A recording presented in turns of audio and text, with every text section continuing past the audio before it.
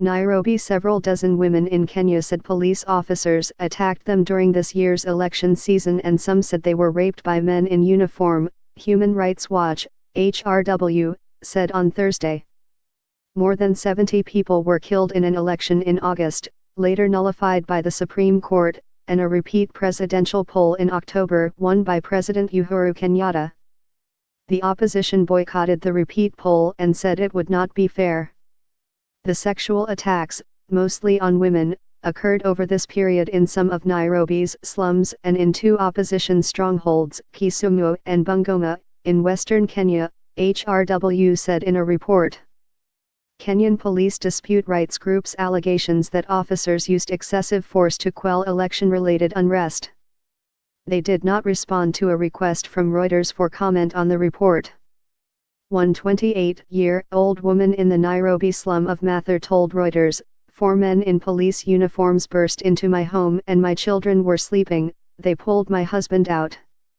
One grabbed my neck, the other pulled off my clothes, another beat me with a stick, and the other forced sex on me." The woman, who declined to be identified, said she was 4 months pregnant and miscarried shortly after the rape. "I was bleeding and confused afterwards," she said.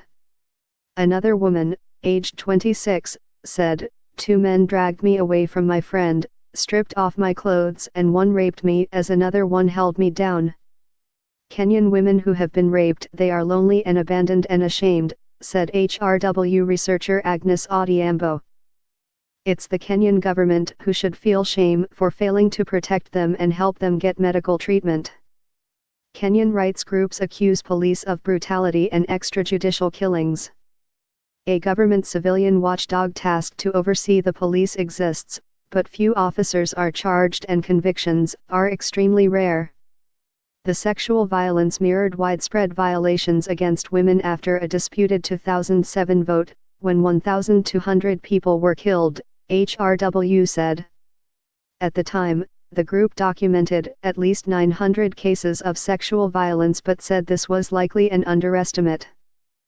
The new cases related to the August and October 2017 elections demonstrate a disturbing continuum, Tina Alai, a lawyer with New York-based Physicians for Human Rights. "Police have continued to perpetrate sexual violence against civilians they are obligated to protect," she said.